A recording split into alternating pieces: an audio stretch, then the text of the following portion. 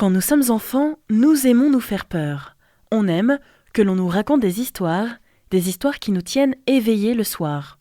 Et puis, quand on grandit, on se demande d'où vient cette légende, pourquoi et comment ce lieu est-il devenu ce qu'il est aujourd'hui. Tanacu, c'est un petit village perdu dans la campagne moldave, au nord-est de la Roumanie. Un lieu paisible, discret, à l'écart du monde moderne, jusqu'au jour où l'impensable s'est produit. Nous sommes en juin 2005, une jeune nonne de 23 ans, Irina Cornici, meurt au sein du monastère de Tanacu dans des circonstances qui vont choquer toute l'Europe.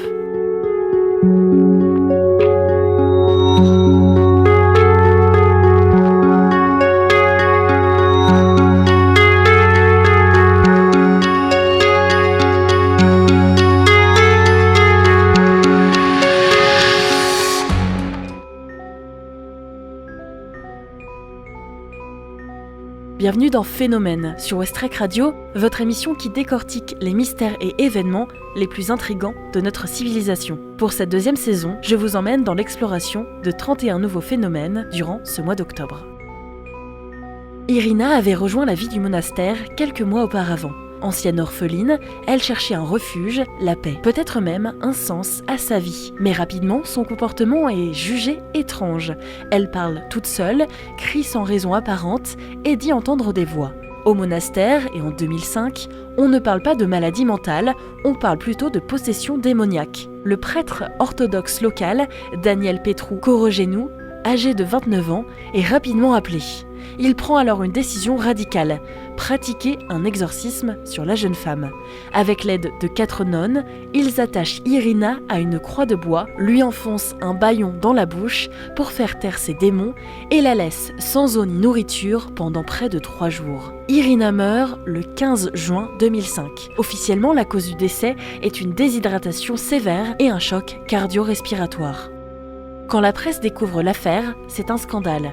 La Roumanie, pays profondément croyant, est secouée entre la foi aveugle et l'effroi moderne. Les chaînes de télévision montrent les images du monastère, la croix utilisée pour l'exorcisme et les visages calmes, presque sereins, des religieux impliqués. Daniel Corogeanu est arrêté. Il ne nie rien. Pour lui, il a sauvé l'âme de la jeune fille et affirme « Le diable était en elle, nous n'avons pas tué Irina, nous avons libéré son esprit ». En 2007, soit 2 ans plus tard, lui et 4 nonnes sont condamnés à des peines de prison allant jusqu'à 7 ans. Mais la question reste entière.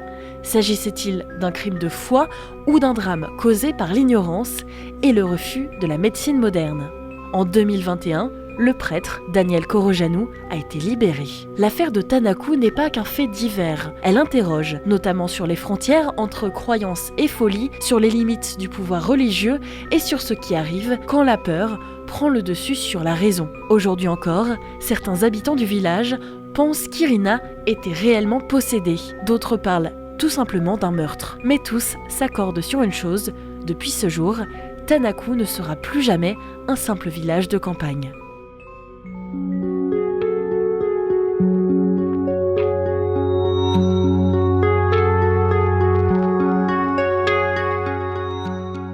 Merci d'avoir fait ce voyage avec moi.